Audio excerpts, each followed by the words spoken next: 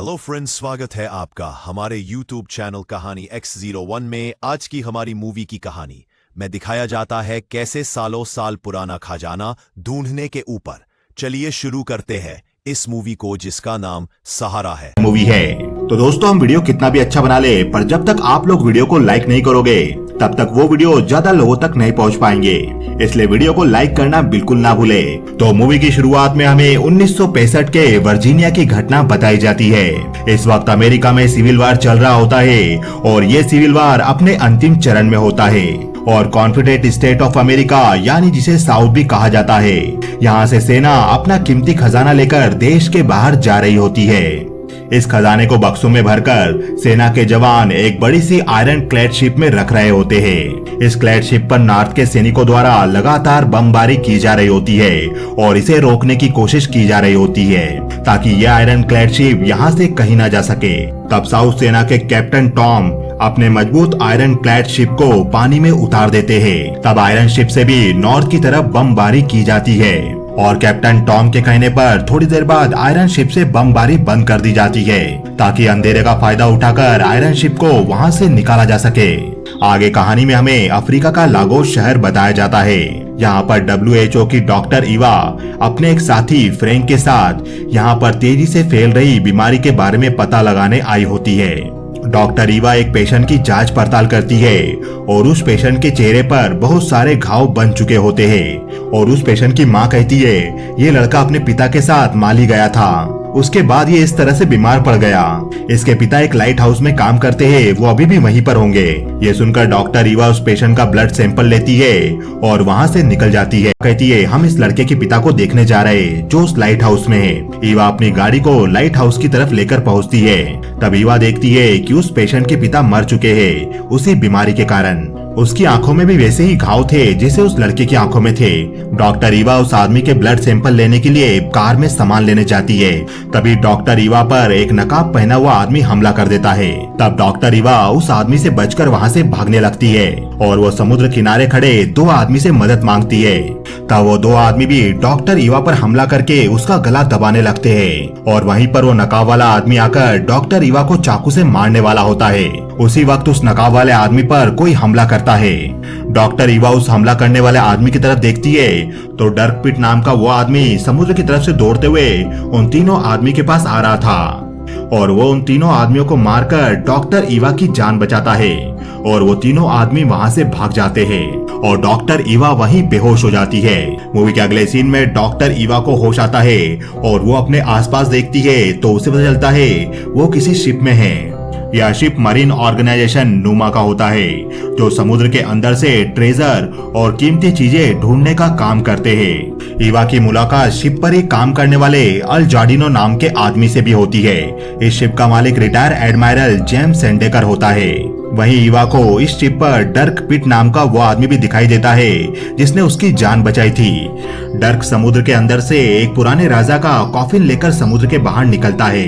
तब शिप का मालिक जेम्स डर्क से कहता है हमें इस कॉफिन को लागोस म्यूजियम में डिस्प्ले करना है। रात को वहाँ पर एक पार्टी है और इस कॉफिन को वहाँ पर दिखाया जाएगा। आगे अल जार्डिनो रात की पार्टी के लिए तैयार हो रहा होता है।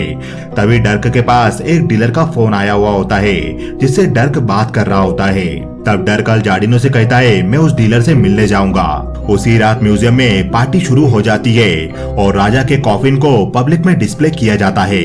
दूसरी तरफ डर्क अपने नाइजीरियन डीलर से मिलने जाता है और वो डीलर डर्क को एक सोने का सिक्का दिखाता है। इस सिक्के पर कॉन्फेडरेट ऑफ स्टेट की मोहर लगी होती है जो कि डर्क का सबसे बड़ा पेशेंट था क्योंकि वो आयरन शिप और उसमें जा रहे कॉन्फिडेंट ऑफ स्टेट के खजाने को बहुत सालों से ढूंढ रहा होता है।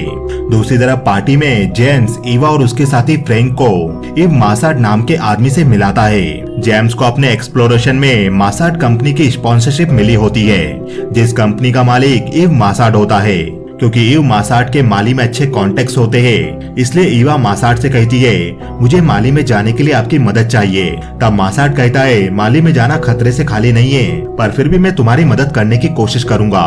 तभी डर्क भी पार्टी में आ जाता है और वो जेम्स को वही सिक्का दिखाता है जो उसे डीलर से मिला है। तब डर्क जेम्स को उस सिक्के की हिस्ट्री बताने लगता है। डर्क कहता है यह सिक्का कॉन्फिडेंट ऑफ स्टेट का है और ये सिक्का माली में रहने वाले एक आदमी इंडिग्वे को मिला है और इसका वहाँ से मिलना यह बताता है कि उस आयरन शिप का मलबा माली में ही है। मुझे तुम्हारी बोट चाहिए होगी। मैं माली में 3 दिन में सारी जांच पड़ताल करके वापस आ जाऊंगा। तब जेम्स डर्क को माली भेजने से मना करता है, पर बाद में डर्क को शांत करने के लिए वो उसकी बात को मान जाता है। अगले सुबह डर्क, अल्जार्डियो और उसका एक और दोस्त रूडी, ये तीनों माली निकलने के लिए लागोस के बंदरगाह पर पहुंचते हैं। तब उन्हें वहां पर ईवा और डॉक्टर फ्रैंक दिखाई देते हैं, जो उन तीनों का पहले से इंतजार कर रहे होते हैं। और ईवा डर्क को कहती है, मुझे एडमायरल जेम्स ने इजाजत दे दी है कि हम दोनों भी आपके साथ बोट पर माली जाएंगे। आगे वो पांचों नदी के रास्ते माली के लिए निकल जाते हैं। तब रात में खाना खाते हुए ईवा के पूछने पर डर्क ईवा को उस गोल्ड कॉइन के बारे में बताता है और वो ये भी बताता है कि वो कैप्टन टॉम की आयरन शिप को ढूंढने जाने वाले हैं और उस शिप के मलबे को ढूंढना डर्क का एक सपना होता है। कुछ ही घंटों के सफर के बाद फाइनली उनकी बोट माली पहुंच जाती है। माली पहुंचने के बाद डॉक्टर ईवा और फ्रैंक अपने रास्ते निकल जाते हैं उस बीमारी के सोर्स का पता लगाने के लिए। वहीं डर्क, अल्जार्डियो और रूडी आयरन क्लेड शिप की तलाश में निकल जाते हैं। आगे हमें दिखाया जाता है कि ईव मसाड नाम का वो आदमी जिसने जेम्स की कंपनी को स्पॉन्सरशिप दी थी, वो जाकर माली के डिक्टेटर काजिम से मिलता है और वो काजिम से कहता है, मैंने आपको जिन डॉक्टर्स के बारे में बताया था वो लोग माली आ चुके हैं उस बीमारी पर रिसर्च करने। मैं चाहता हूँ आप किसी तरह अपनी पॉपुलेशन को कंट्रोल करके इस बीमारी को खत्म करें। तब काजिम ईव मसाड पर भड़क जाता है और वो कहता है, तुम मुझे मत सिखाओ कि मुझे अपनी कंट्री कैसे चलानी है। डर्क और अल्जार्डियो इंडिग्वे नाम के उस आदमी के घर पर पहुंचते हैं जिसने वो सिक्का ढूंढा था। तब उन्हें पता चलता है कि वो आदमी मर चुका है। आगे डर्क और अल्जार्डियो एक लोकल बार में बैठे हुए होते हैं। तभी डर्क को नमाज की आवाज सुनाई देती है। उस आवाज को सुनते ही डर्क के दिमाग में एक आइडिया आता है और वो वहाँ की उस मस्जिद में जाकर उसके मौलवी से मदद मांगता है। तब डर्क उस मस्जिद के मौलवी को बताता है, मैं एक पुराने शिप को ढूंढ रहा हूँ। वह शिप अफ्रीका के सबसे बड़े तूफान के आसपास लाबाजंगा पोर्ट पर आया था। तब वो मौलवी मस्जिद में रखे पुराने दस्तावेजों को रीड करता है और वो डर्क को कहता है, उस शिप के बारे में यहाँ पर लिखा है, समुद्री तूफान के 6 दिन बाद एक बड़ा शिप लाबाजंगा पोर्ट पर आया था। उस वक्त तक इस शिप पर कोई भी इंसान जिंदा नहीं बचा था। उस वक्त नाइजर रिवर भी काफी उफान पर थी, तो ये शिप नाइजर रिवर में तैरता हुआ जाओ शहर की तरफ चला गया था। मौलवी से ये सारी बातें सुनकर डर्क वापस अपनी बोट पर जाता है और डर्क रूडी को बोट का सोनार ऑन करने के लिए बोलता है ताकि उन्हें समुद्र तल में कोई अजीब चीज या फिर शिप का मलबा मिले जिसे वो डिटेक्ट कर सके। अल्जार्डियो ने अपनी बोट पर बायोन्सी डिवाइस बांध दिया होता है और रूडी भी सोनार से सी बेड को चेक कर रहा होता है। तभी रूडी को लैपटॉप में नदी के तल में कुछ दिखाई देता है और डर्क बोट को वहीं पर रोकता है। अल्जार्डियो बायोन्सी डिवाइस निकाल कर देखता है तो बायोन्सी डिवाइस पर उन्हें रेड शेवाल दिखाई देती है। उस रेड शेवाल को देखकर डर्क कहता है, ये तो काफी हैरानी वाली बात है क्योंकि नदी के बहते ताजे पानी में ऐसी शेवाल नहीं होती है। तभी वहाँ पर माली सिविल आर्मी की बोट भी आ जाती है और उस बोट पर मौजूद आर्मी मैन डर्क से बार बार एक ही सवाल कर रहे थे, वो डॉक्टर्स कहाँ हैं? हम यहाँ पर डॉक्टर्स को ढूंढ रहे। तभी डर्क को जेम्स का भी फोन आता है और वो डर्क से अपनी बोट के बारे में पूछ रहा होता है। तब डर्क फोन काट देता है और वो आर्मी मैन को देखकर समझ जाता है कि जरूर कुछ गड़बड़ है, इसलिए ये लोग डॉक्टर को ढूंढ रहे। तब डर्क उन आर्मी वालों से कहता है, मुझे अच्छी इंग्लिश नहीं आती है, और डर्क उन आर्मी वालों को अपनी बोट से रस्सी देता है जिसे वो अपनी बोट पर भी बांध देता है और वो आर्मी वाले भी अपनी बोट पर बांध देते हैं। डर्क अल्जार्डियो को इशारा करता है और अल्जार्डियो रफ्तार से बोट चलाने लगता है जिससे आर्मी वालों की बोट पलट जाती है और वो सभी पानी में गिर जाते हैं। तब डर्क उस बोट से बंधी रस्सी को काट देता है और अल्जार्डियो तेजी से उस बोट को चलाने लगता है। तभी वहाँ पर आर्मी की 2 बोट और आ जाती है और उस बोट पर बैठे सोल्जर मशीन गन से अल्जार्डियो की बोट पर लगातार फायरिंग करने लगते हैं। अल्जार्डियो के बोट के इंजन से धुआं निकलने लगा था और वो ड्रिक से पूछता है, अब हम क्या करें? तब ड्रिक बोट को अपने कंट्रोल में ले लेता है और वो तेजी से बोट भगाने लगता है और वो अल्जार्डियो को पनामा नाम के प्लान पे काम करने के लिए कहता है जिसके अनुसार वो लोग बोट को उड़ाने वाले होते हैं। तब अल्जार्डियो बोट के फ्यूल टैंक के पाइप को काट देता है और वो वहाँ पर एक जलती हुई सिगार लगा देता है जिसे वो लोग टाइमर की तरह यूज करने वाले होते हैं। ये करके ड्रिक बोट को आर्मी बोट के सामने ले जाता है। अपने प्लान पे काम करके अल्जाडियो बोट से जंप कर जाता है और ड्रिक बोट के हैंडल पर रस्सी बांधकर रूडी के साथ वो भी पानी में जंप कर जाता है। ड्रिक की बोट आर्मी बोट के बीच में जाती है। तब आर्मी सोल्जर उस बोट पर फायरिंग कर रहे होते हैं और फ्यूल टैंक में आग लगने के कारण वो बोट उड़ जाती है। उसके साथ साथ पानी में चल रही दोनों आर्मी बोट में भी ब्लास्ट होता है और आर्मी बोट भी उड़ जाती है। ड्रिक, अल्जाडियो और रूडी पानी से बाहर आते हैं और वो नदी किनारे ही बने एक घर में जाते हैं। तब अल्जाडियो कहता है जेम्स को पता चलेगा कि हमने उसकी बोट उड़ा दी है तो वो बहुत गुस्सा करेगा। रूडी, तुम जाकर ये बात जेम्स को बता देना। तब रूडी पूछता है मैं ही क्यों, क्या हम लोग शिप के मलबे को ढूंढने नहीं जाने वाले हैं? तब ड्रिक कहता है फिलहाल हमें आयरन शिप के सर्च को रोकना पड़ेगा।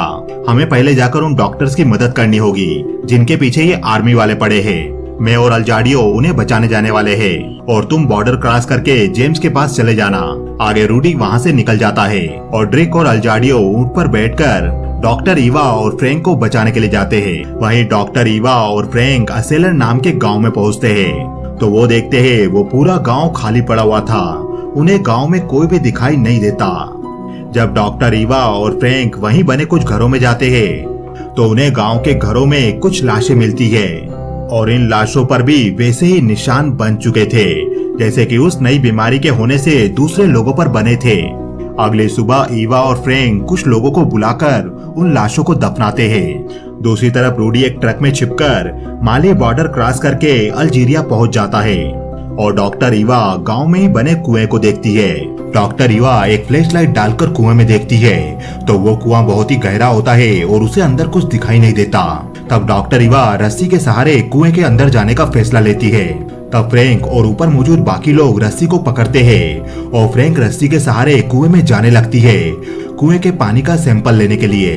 डॉक्टर ईवा कुएं के तल पर चली जाती है और वो वहाँ से पानी का सैंपल लेने लगती है। तभी ऊपर कुछ गाड़ी आती है और फ्रैंक ईवा से कहता है यहाँ पर आर्मी की कुछ गाड़ी आई है, मैं उनसे बात करके आता हूँ। तभी अचानक ऊपर गोलियां चलने लगती है और कुएं के अंदर ईवा को कुछ समझ नहीं आता कि आखिर ऊपर क्या हो रहा है। आर्मी के लोगों ने वहाँ मौजूद सभी लोगों को मार दिया होता है सिवाय डॉक्टर फ्रैंक के। उसी वक्त उस जगह पर एक हेलीकॉप्टर उतरता है और उस हेलीकॉप्टर की आवाज अल्जाडियो और डर्क को भी आती है तो वो भी उस आवाज की तरफ जाने लगते हैं। उस हेलीकॉप्टर से माली का डिटेक्टर जनरल जतेब काजिम उतरता है और वो फ्रैंक के पास जाकर फ्रैंक से पूछताछ करने लगता है। तब तक डर्क और अल्जाडियो भी वहाँ के घर की एक छत पर पहुँच जाते हैं। तब काजिम कहता है मैं तुमसे आखिरी बार पूछता हूँ वो लेडी डॉक्टर कहाँ है? तब फ्रैंक कहता है वो यहाँ पर नहीं है। ये सुनकर काजिम डॉक्टर फ्रैंक को गोली मार देता है और काजिम अपने लोगों से कहता है उस लेडी को जल्दी ढूंढो, वो यहीं कहीं है। और ऐसा कहकर काजिम वहाँ से चला जाता है। काजिम के जाने के बाद वहाँ मौजूद लोग डॉक्टर ईवा को ढूंढने लगते हैं। तब डर कुएं के पास डॉक्टर ईवा का बैग देख लेता है।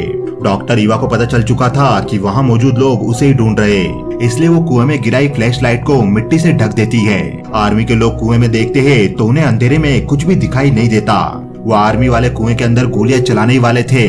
तभी वहाँ डर्क ऊंट और बाल्टी लेकर पहुंच जाता है उस कुएं से पानी निकालने के लिए। वो आर्मी वाले डर्क को देखकर उसके करीब आते हैं तो डर्क उन पर बाल्टी से हमला कर देता है और आर्मी वाले की एक गन कुएं में चली जाती है। तब तक अल्जाडियो भी एक दूसरी आर्मी के गाड़ी के पास पहुंचकर उन पर हमला कर देता है और अल्जाडियो उस गन से वहां मौजूद आर्मी वाले लोगों को मारने लगता है। तब तक डॉक्टर ईवा भी कुएं से बाहर निकलकर ऊपर आने की कोशिश करने लगती है। डर्क उन आर्मी वाले लोगों से लड़ रहा होता है तभी वहां मौजूद आर्मी वाला उस पर फायरिंग करता है। तब डर्क किसी तरह से बचकर वहां रखी गन उठाकर उसे मार देता है। तभी डर्क को महसूस होता है कि उसके पीछे एक और आर्मी वाला खड़ा हुआ था और वो डर्क को गोली मारने वाला था। तभी उस पर कोई गोलियां चला देता है। ये गोलियां डॉक्टर ईवा ने कुएं से निकलकर चलाई थी और उसने डर्क को बचा लिया था। आगे डॉक्टर ईवा डॉक्टर फ्रैंक की डेड बॉडी को देखकर काफी दुखी होती है। तब डर्क और अल्जाडियो डॉक्टर ईवा को अपने साथ जल्दी गाड़ी में बिठा देते हैं और वो वहाँ से निकल जाते हैं। एडमायरल जेम्स अपने दोस्तों को बचाने के लिए CIA के एक पूर्व एजेंट कार्ल से मिलता है और कार्ल जेम्स से उन्हें बचाने का वादा करता है। दूसरी तरफ डर्क की गाड़ी जनरल काजिम के कंट्रोल वाले माली एरिया से बाहर निकल जाती है और वो दूसरे रेबल्स के कंट्रोल वाले माली में पहुंच जाती है ताकि जनरल काजिम उस एरिया तक उन तक पहुंच ना सके। थोड़ी दूर जाने के बाद डर्क अपनी गाड़ी को रोक लेता है। वो तीनों गाड़ी से बाहर निकलकर पैदल चलने लगते हैं। तभी उनके सामने से घोड़ों पर बहुत से लोग वहाँ पर आ जाते हैं और तुरंग रिबल उन तीनों को पकड़कर अपने लीडर मोदीबो के पास ले जाते हैं। तब मोदीबो उन तीनों से पूछता है, तुम विदेश से यहाँ पर क्या करने आए हो? तब डॉक्टर ईवा कहती है, मैं एक डॉक्टर हूँ, मैं WHO की तरफ से आई हूँ। यहाँ पर एक नई बीमारी फैली है, मैं उसका सोर्स पता करने यहाँ पर आई थी। ईवा के मुंह से बीमारी का नाम सुनकर मोदीबो ईवा को अपने साथ ले जाता है, जहाँ पर काफी लोग उसी प्रकार की बीमारी के मरीज होते हैं। तब डॉक्टर ईवा कहती है, हाँ ये वही बीमारी है। ये सुनकर मोदीबो उन तीनों को अपने शहर में पनाह दे देता है। आगे डॉक्टर ईवा वहाँ के कुएं के पानी का टेस्ट करती है तो उसके हाथ में एक बहुत ही महत्वपूर्ण जानकारी लगती है और वो जाकर डर को बताती है, ये बीमारी कोई प्लेग नहीं है जो फैला हो, असल में ये बीमारी कोई फैला रहा है। यहाँ के और एसेलर के पानी में जहर मिला हुआ है और इसलिए पानी को पीकर यहाँ के लोग बीमार पड़ रहे हैं। दूसरी तरफ डर्क मोदीबो से कहता है, यहाँ का पानी जहरीला है, इसलिए लोग यहाँ पर बीमार पड़ रहे हैं, हमें इस बीमारी का सोर्स ढूंढना चाहिए। तब मोदीबो कहता है, वो तुम्हारा काम है, मेरा काम यहाँ के लोगों की रक्षा करना है।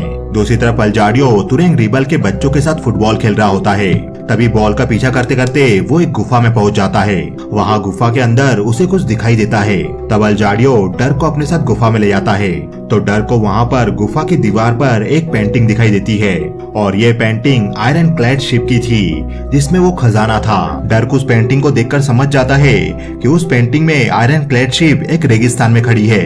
तब डर्क कहता है, जहाँ पर ये रेगिस्तान है वहाँ पर 150 साल पहले एक नदी हुआ करती थी। उस नदी का पानी सूख गया और उसके अंदर की रेत ऊपर आ गई, जिस रेत पर हमें आयरन क्लैड शिप खड़ी हुई दिखाई दे रही है। वो शिप की पेंटिंग की लोकेशन को पहचानने की कोशिश कर रहे होते हैं। डर को उसी पेंटिंग में एक किले का स्ट्रक्चर भी दिखाई देता है।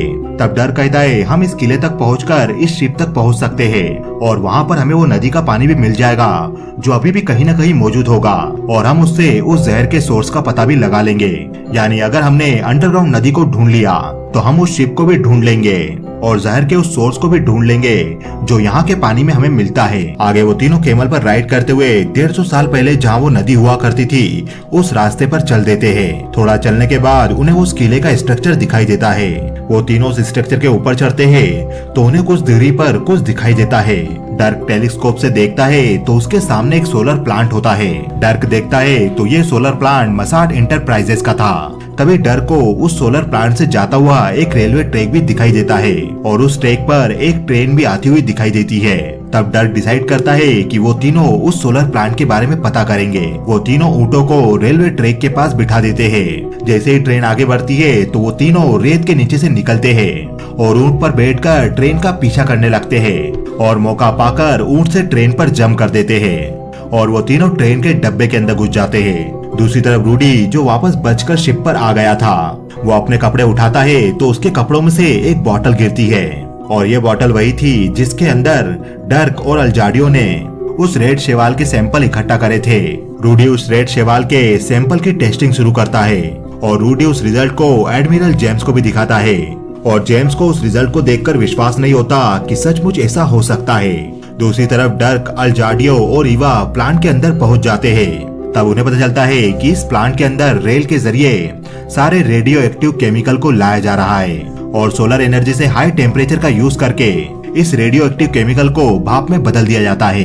तब वो लोग देखते हैं कि कुछ रेडियो एक्टिव केमिकल के ड्रम को अंडरग्राउंड चेम्बर में भी रखा जा रहा होता है और जब वो लोग अंडरग्राउंड चेम्बर का गेट ओपन करके देखते हैं तो उनकी आंखें फटी की फटी रह जाती है क्योंकि वो पूरा चेम्बर रेडियो एक्टिव और टॉक्सिक केमिकल से भरा हुआ था और उन ड्रम से वो केमिकल लीक होके जमीन में जा रहा था और जमीन में जाकर ये सारा टॉक्सिक वेस्ट नाइजर नदी के अंदर जाकर मिल रहा था।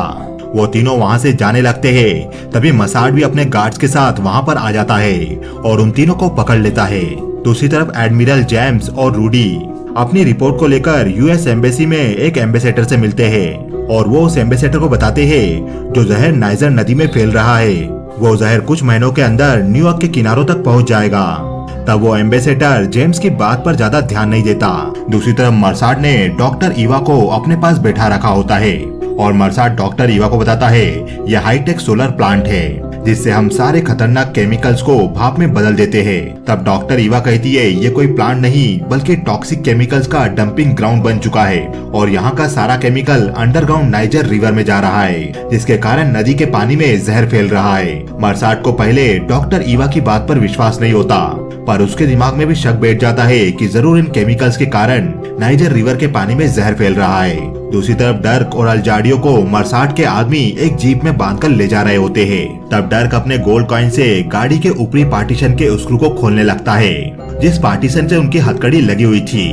वो दोनों ऊपरी पार्टीशन के स्क्रू को खोलकर उसे गाड़ी से अलग कर देते हैं और दोनों उस ऊपरी पार्टीशन के साथ गाड़ी से जंप कर देते हैं। दूसरी तरफ मरसाट के दिमाग में शक बैठ चुका होता है और वो काजिम से मिलकर उससे कहता है हमें ये प्लांट बंद करना पड़ेगा क्योंकि इस प्लांट के कारण नाइजर रिवर के पानी में जहर फैल रहा है। तब काजिम कहता है तुम्हें अगर लोगों की चिंता है तो तुम इस प्लांट को बंद कर सकते हो, पर मुझे मेरी पेमेंट मिलती रहनी चाहिए। मजबूरन मरसाट काजिम की बात के लिए राजी हो जाता है। डर्क और अल्जाडियो अभी भी उस गाड़ी के पार्टीशन से हथकड़ी द्वारा बंधे होते हैं और वो सहारा के रेगिस्तान में भटककर वहाँ से निकलने का रास्ता खोज रहे होते हैं। तभी उन्हें किस्मत से रेगिस्तान में एक पुराना प्लेन मिल जाता है और वो उस टूटे प्लेन की टूल किट से अपनी हथकड़ी को खोल देते हैं और किसी तरह उस टूटे प्लेन को चलाकर आगे डर्क तुरेंग रेबल के लीडर मोदिबो से मिलता है और वो मोदिबो के आदमियों की मदद मांगता है डिक्टेटर काजिम से लड़ने के लिए। तब मोदिबो कहता है हमारे पास काजिम की तरह हथियार नहीं है, इसलिए मैं अपने आदमियों को तुम्हारे साथ मरने नहीं भेज सकता। पर मोदिबो डर्क को अपनी गाड़ी देने के लिए तैयार हो जाता है जो कि उसने काजिम से ही खरीदी थी। आगे डर्क अपना हुलिया बदलकर काजिम की गाड़ी में सोलर प्लांट पहुंचता है और गार्ड काजिम को समझकर तुरंत गेट को खोल देते हैं। तब डर्क सिक्योरिटी गार्ड पर गन अड़ाकर प्लांट के अंदर एंटर हो जाता है। मरसाट भी सिग्नल से समझ जाता है कि प्लांट की सिक्योरिटी ब्रेक की गई है। डर्क और अल्जाडियो प्लांट के अंदर ईवा को ढूंढने लगते हैं। तभी डर्क को बहुत अजीब लगता है क्योंकि पूरा प्लांट खाली था। तभी उसे एहसास होता है कि प्लांट के खाली होने का मतलब ये था कि मरसाट समझ चुका है कि उसके प्लांट के कारण ही जहर फैल रहा है और यह बात अमेरिका तक ना पहुँचे, इसलिए अपनी छवि को बचाने के लिए इस प्लांट को उड़ाने वाला है। तब अल्जाडियो कहता है मैं उस विस्फोटक को ढूंढने नीचे जाता हूँ और तुम जाकर डॉक्टर ईवा को ढूंढो। तभी प्लांट के हेलीपैड पर एक हेलीकॉप्टर आता है और मरसाट डॉक्टर ईवा को लेकर हेलीकॉप्टर पर चढ़ता है। तब डर्क भी हेलीकॉप्टर की आवाज सुनकर हेलीपैड पर पहुंच जाता है और वो हेलीकॉप्टर का गेट ओपन करके ईवा को बचाने की कोशिश करता है। तब एक नकाब वाला आदमी डर्क पर हमला कर देता है और उन दोनों के बीच हाथापाई शुरू हो जाती है। ईवा भी किसी तरह से मरसाट से अपने आप को छुड़ाकर हेलीकॉप्टर के नीचे कूद जाती है और ईवा और डर्क दोनों ही उस नकाब वाले आदमी से लड़ने लगते हैं। दूसरी तरफ अल्जाडियो विस्फोटक को ढूंढ लेता है जो एक ड्रम में बंद किया गया था और इसे सोलर प्लांट का तापमान बढ़ाकर विस्फोट किया जाना था। तब अल्जाडियो उस ड्रम से विस्फोटक निकालने की कोशिश करने लगता है और मरसाट हेलीकॉप्टर में बैठकर वहां से निकल जाता है। आगे मरसाट हेलीकॉप्टर में बैठे हुए प्लांट के सारे सोलर पैनल को सूरज की तरफ कर देता है, जिससे प्लांट का टेम्परेचर बहुत तेजी से बढ़ने लगता है और जिस ड्रम में विस्फोटक था वो भी आगे बढ़ने लगता है ताकि टेम्परेचर के कारण वो विस्फोटक फट जाए। तब अल्जाडियो किसी तरह से ड्रम को काटकर उसके अंदर से विस्फोटक निकाल लेता है और वो वहाँ से जंप कर जाता है। तापमान बढ़ने के कारण सारे ड्रम आग की लपटों में घिर जाते हैं, पर वहाँ विस्फोट नहीं होता क्योंकि अल्जाडियो ने विस्फोटक को निकालकर अपने बैग में रख लिया था। मरसाट भी हेलीकॉप्टर से देखता है कि प्लांट में विस्फोट नहीं हुआ था। तब मरसाट वहाँ से हेलीकॉप्टर से निकल जाता है।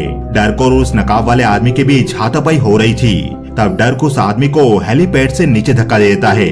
आगे डर्क, ईवा और अल्जाडियो भी गाड़ी में बैठकर प्लांट से निकल जाते हैं और वो तीनों वापस उस किले के स्ट्रक्चर के पास से गुजर रहे होते हैं। तभी वहाँ पर डिक्टेटर काजिम भी हेलीकॉप्टर से पहुँच जाता है और वो मशीन गन के जरिए डर्क की गाड़ी पर हमला करने लगता है और डर्क अपनी गाड़ी को हमले से बचाने की कोशिश कर रहा था। तब डर्क कहता है अगर हमें इससे बचना है तो प्लांट से हम जो विस्फोटक निकाल के लाए हैं उसे विस्फोट करना होगा। ईवा तुम उस विस्फोट को निकालकर एक एक करके बाहर फेंको और अल्जाडियो तुम उस विस्फोटक पर शूट करना। डर्क के कहने पर ईवा एक एक करके विस्फोटक फेंकने लगती है और अल्जाडियो उस पर शूट करने लगता है, जिससे वो विस्फोटक फटने लगता है, जिसे देखकर काजिम का हेलीकॉप्टर वहां से टर्न ले लेता है।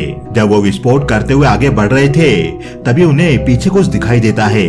डर्क देखता है कि रेगिस्तान की रेत के नीचे दबा हुआ आयरन क्लेड शिप ऊपर आ गया है और वो सभी आयरन क्लेड शिप में छिपने के लिए जाते हैं। तभी काजिम का हेलीकॉप्टर आयरन क्लेड शिप पर भी गोलियां बरसाने लगता है और ये गोलियां आयरन क्लेड शिप जैसे मजबूत शिप को भी छलनी कर रही होती है। तभी डर्क देखता है कि इस शिप में एक तोप भी लगी हुई थी। तभी ईवा बताती है कि उनकी तरफ काजिम के टैंक भी बढ़ रहे हैं जो आयरन क्लेड शिप पर अटैक कर रहे थे और काजिम के ये टैंक आयरन क्लेड शिप पर गोले बरसाने लगते हैं। इस धमाके से आयरन क्लेड शिप में पड़े कुछ बक्से खुल जाते हैं जिसके अंदर से सोने के सिक्के बाहर निकलते हैं। ये वही खजाना होता है जिसे डर्क काफी सालों से ढूंढ रहा था। आगे डर्क तोप को चलाने की तैयारी करता है। काजिम का हेलीकॉप्टर तोप के ठीक सामने आकर गोलियां बरसा रहा होता है। तब डर्क तोप का निशाना उस हेलीकॉप्टर पर लगाकर तोप का गोला चला देता है और वो तोप का गोला सीधा हेलीकॉप्टर का शीशा तोड़ के हेलीकॉप्टर के अंदर गिरता है और उस हेलीकॉप्टर में ब्लास्ट हो जाता है और इस तरह से काजिम मारा जाता है। काजिम के मरते ही उसकी आर्मी में अफरा तफरी मच जाती है और डर्क, अल्जाडियो और ईवा देखते हैं कि काजिम की आर्मी के लोग हथियार नीचे डाल रहे थे। उन्हें कुछ समझ नहीं आता। तब वो आयरन क्लेड शिप के बाहर आकर देखते हैं। तब वो देखते हैं कि पहाड़ियों पर मोदीबो और उसकी रेबेल सेना खड़ी हुई थी जिसने काजिम की आर्मी को चारों तरफ से घेर लिया था और तुरंग रेबल की घुड़सेना के कारण ही काजिम की आर्मी ने घुटने टेक दिए थे।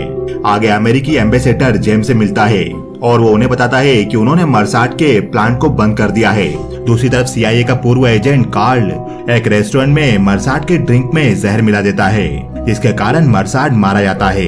वहीं डर्क आयरन क्लेड शिप के खजाने को तुरंग रेबल लोगों के लिए वहीं पर छोड़ देता है। आगे डर्क